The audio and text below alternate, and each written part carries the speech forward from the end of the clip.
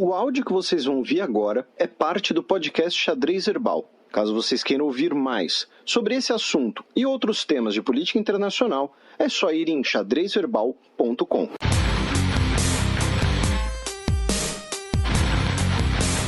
Giro de notícias.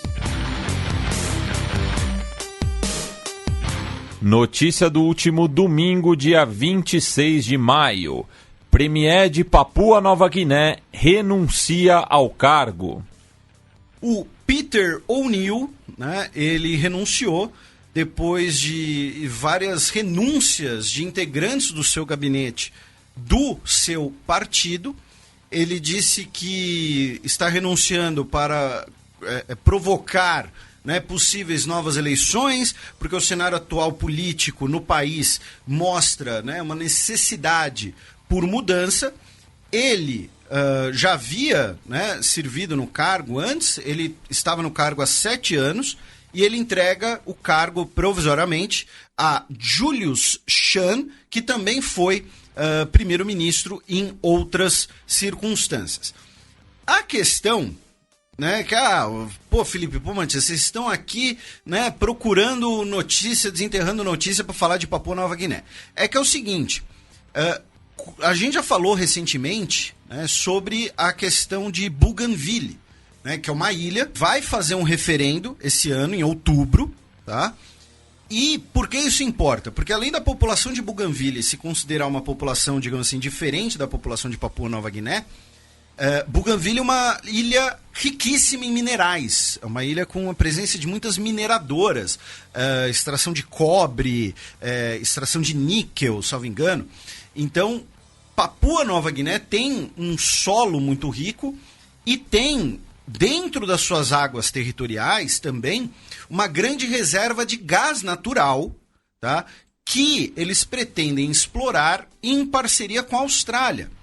E aí, essa parceria com a Austrália, né, chegou ali, vieram algumas acusações de que, ou agora, esse primeiro-ministro, Peter O'Neill, ele teria nacionalidade australiana, o que, primeiro, do ponto de vista legal, impediria ele de ser o premier do país. E segundo, acusam ele de ter sido muito bacana com a Austrália nesse acordo, né, de ter sido bastante flexível, porque a Austrália que vai entrar ali com os principais investimentos, com a principal empresa e tal.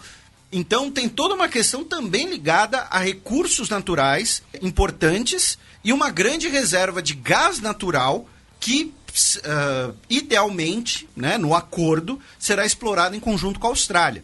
Então é uma crise política que pode afetar todo esse contexto de uma possível independência da ilha de Bougainville, pode afetar essa parceria com a Austrália, pode afetar a exploração de recursos minerais na Oceania. Lembrando que a gente já comentou isso aqui algumas vezes, sobre a Austrália, sobre Timor-Leste, Indonésia. As fronteiras marítimas nesses países insulares são complicadas de você estabelecer e é uma região rica. Né? Lá no fundo não se sabe direito o que tem, mas alguma coisa tem. Então, né, por exemplo, Timor-Leste insiste muito na disputa fronteiriça marítima com a Austrália, porque Timor-Leste tem indícios muito fortes de que tem petróleo nas águas territoriais de Timor-Leste. Né? Então, tá aí uma crise em Papua Nova Guiné que esse ano vai voltar a aparecer aqui no programa. Já na segunda, dia 27 de maio, a Etiópia pede desculpas após divulgar mapa da África que excluía a Somália. Assim, parece surreal, mas é basicamente isso. Se você entrasse no site do Ministério de Relações Exteriores do governo da Etiópia, não era que não tinha Somália. Tá? A Somália estava fagocitada pela Etiópia. Tá? A Somália era parte da Etiópia e o pedaço norte da Somália... que faz fronteira com Djibouti. Isso, a Somaliland aparecia como um país independente.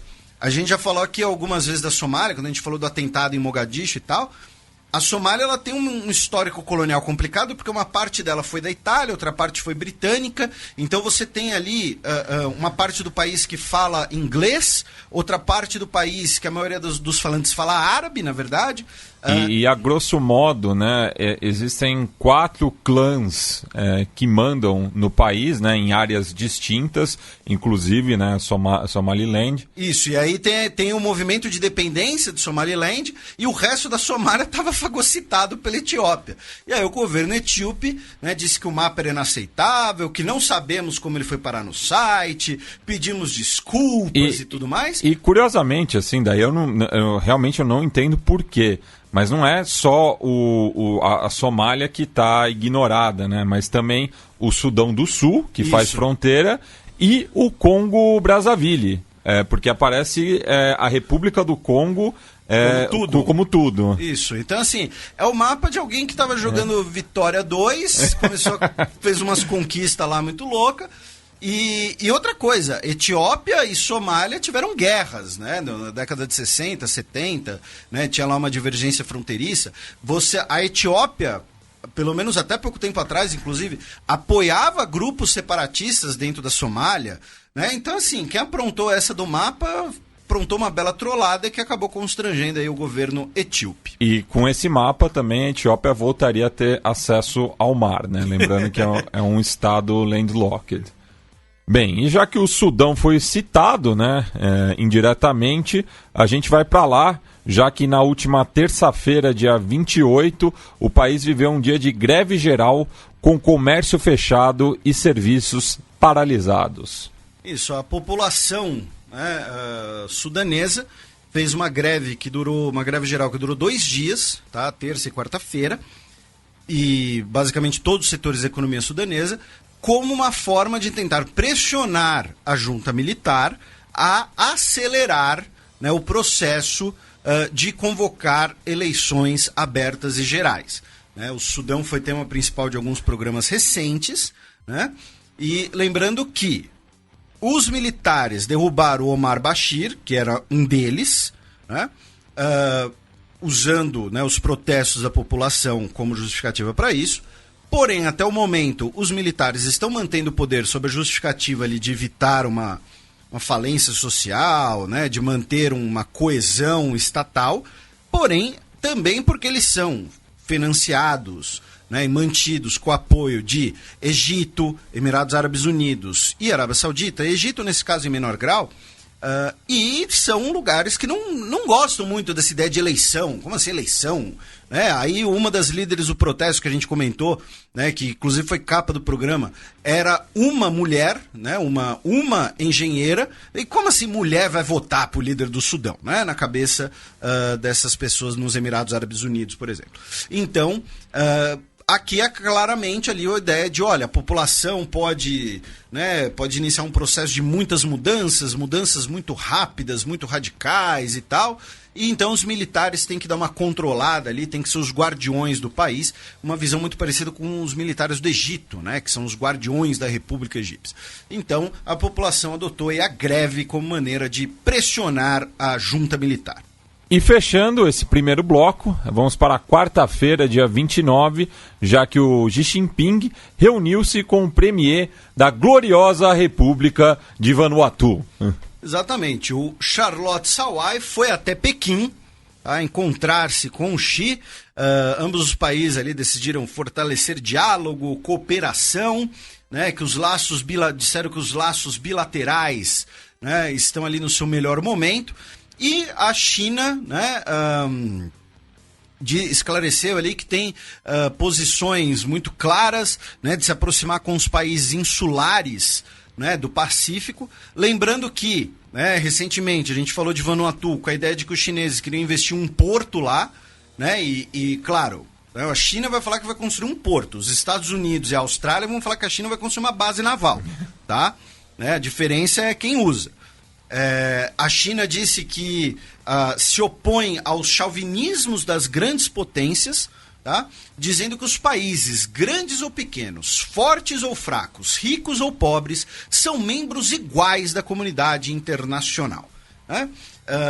E também assinaram um plano de cooperação para a construção conjunta, né, do Cinturão e Rota, ou seja, né, justamente ali obras de infraestrutura, eventualmente esse porto, e também cooperação em tecnologia agrícola.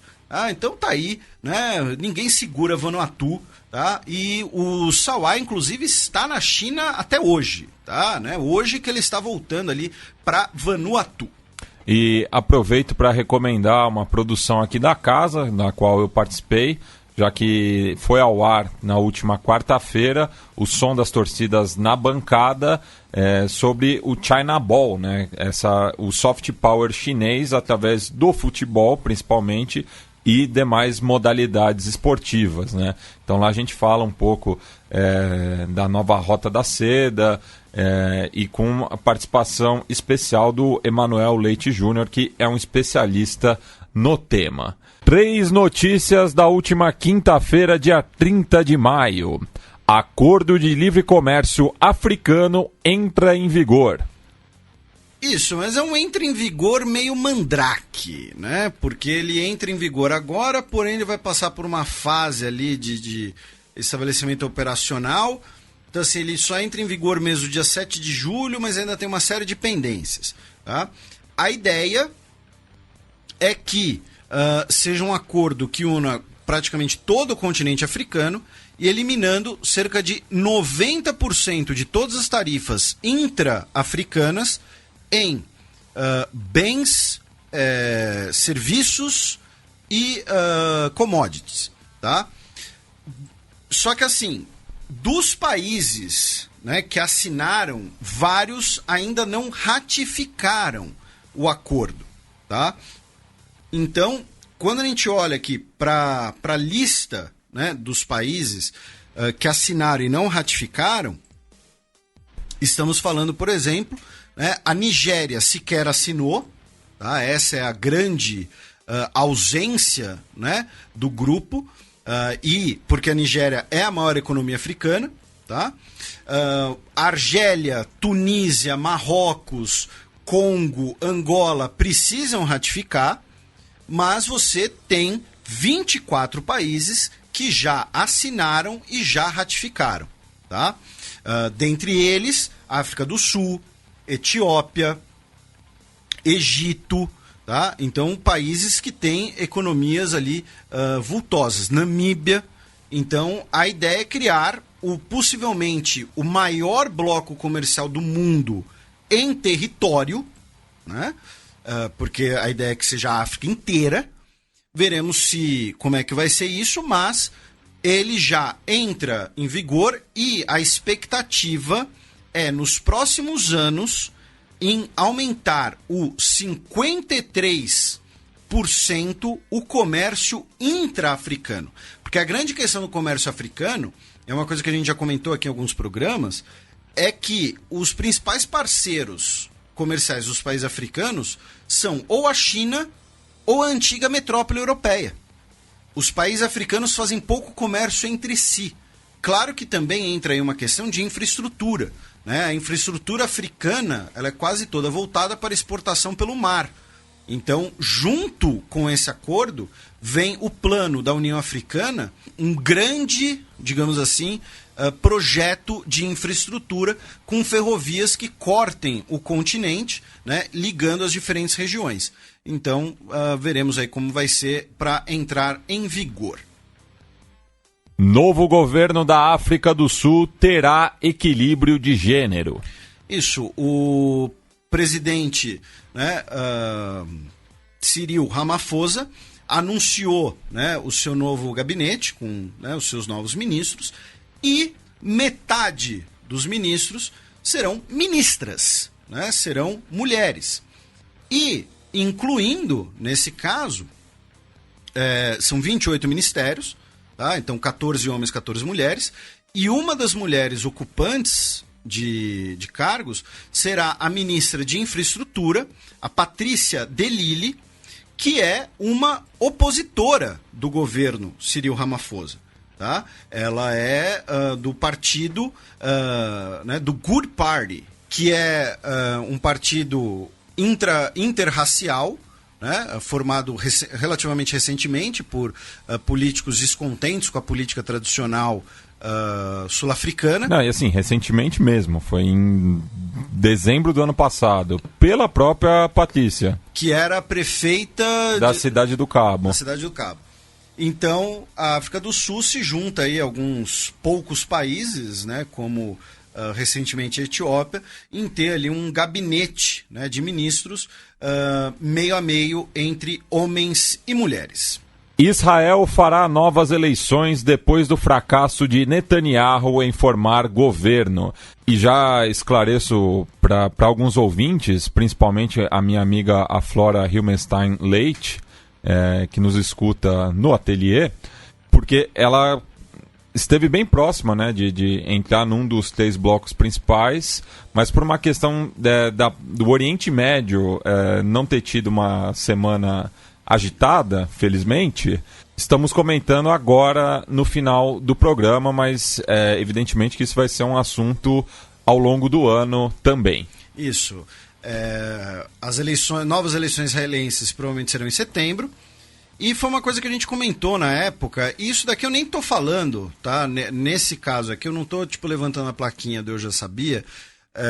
A gente comentou na época das eleições israelenses, comentei na Gazeta, mas é uma coisa que a gente sempre comenta, na verdade, sobre eleições parlamentaristas, né? Que é o grande risco do venceu, mas não levou, né? De você ter ali um parlamento muito pulverizado, ou então bancadas às vezes grandes, mas muito antagonistas entre umas e outras. E, salvo engano, eu acho que, à época, o Netanyahu nem ganhou o peão promovido.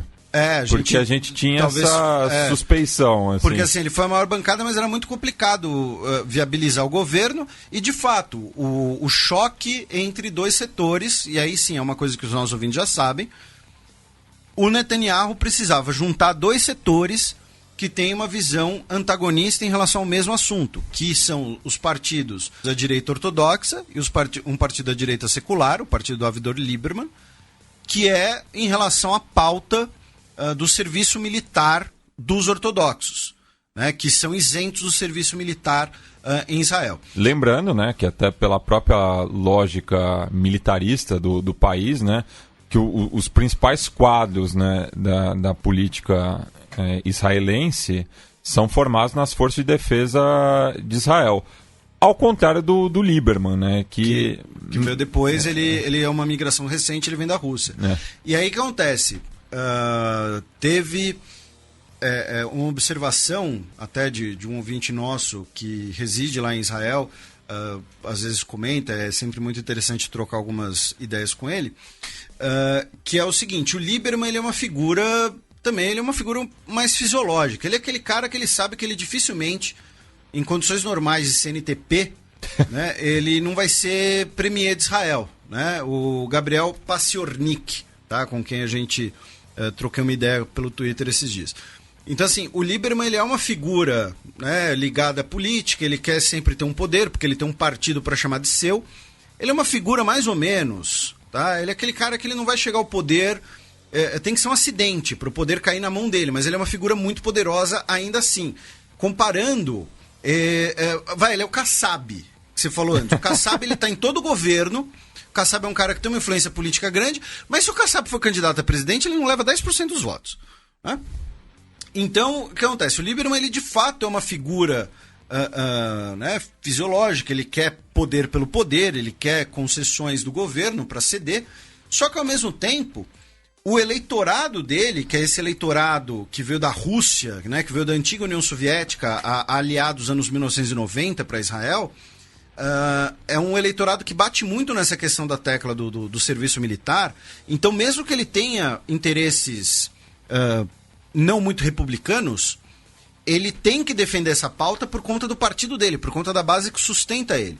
E por que isso? Porque muitos desses descendentes originários da Rússia, Ucrânia, Geórgia, eles veem o serviço militar com maus olhos. O serviço militar é algo tradicional, algo habitual na sociedade israelense, né? Porque é obrigatório para basicamente todas as pessoas. Mas esses imigrantes recentes, eles vêm com maus olhos porque eles trazem herança da visão do serviço militar na antiga União Soviética, que era meio uma coisa assim, um fardo pro cidadão pobre, né? Enquanto a pessoa com mais rico, com mais influência política, conseguia evitar o alistamento ou conseguir ali um posto mais privilegiado. Isso não acontecia só na União Soviética, né? Por exemplo, nos Estados Unidos. O George Bush filho, né? O George W. Bush, na Guerra do Vietnã, ele ficou lá no chamado Esquadrão Champagne, que tinha esse nome porque ele era integrado por filhos de políticos poderosos. Né? Ele não foi lá no meio do mato no Vietnã tomar tiro de Vietcong. Isso já foi satirizado em muitas produções culturais. Exatamente. Então, assim, a visão de que, olha, alistamento militar é um absurdo, é o pobre pagando a conta e tal.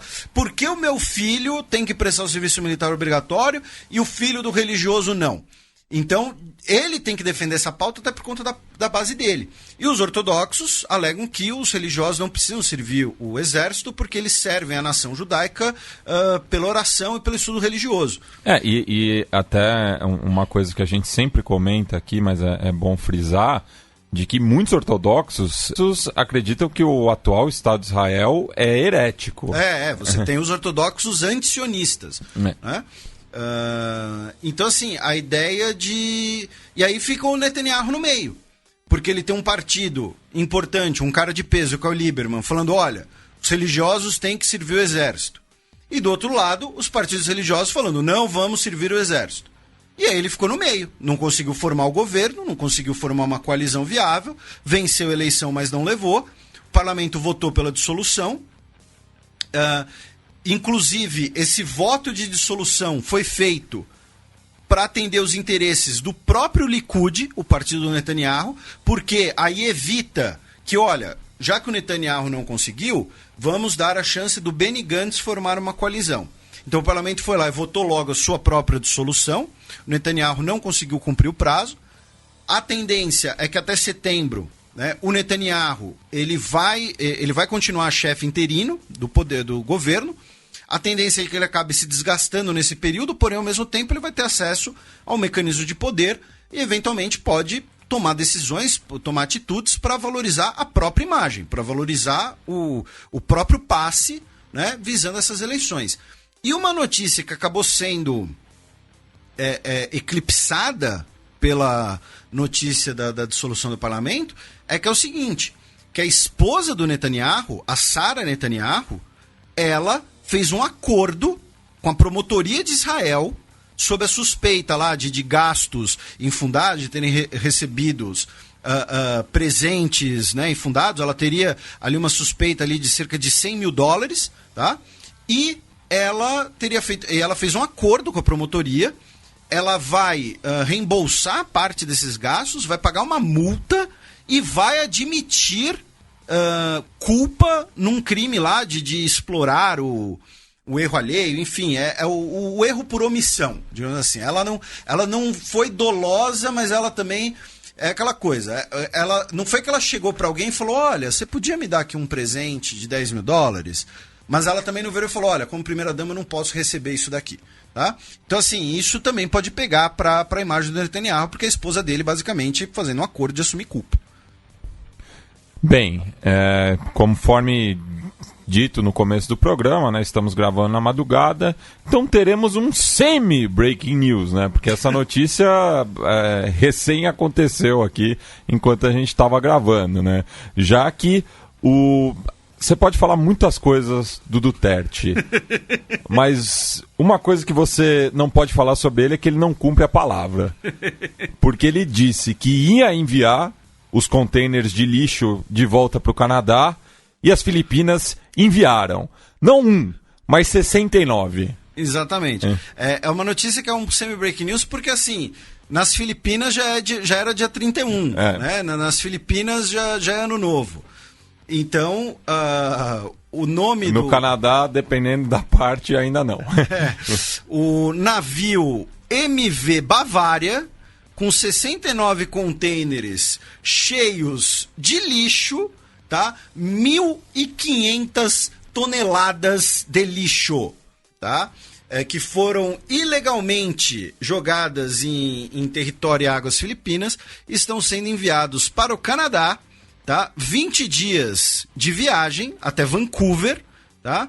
E encerra ali uma disputa de 6 anos entre os dois países por conta aí desse lixão, né?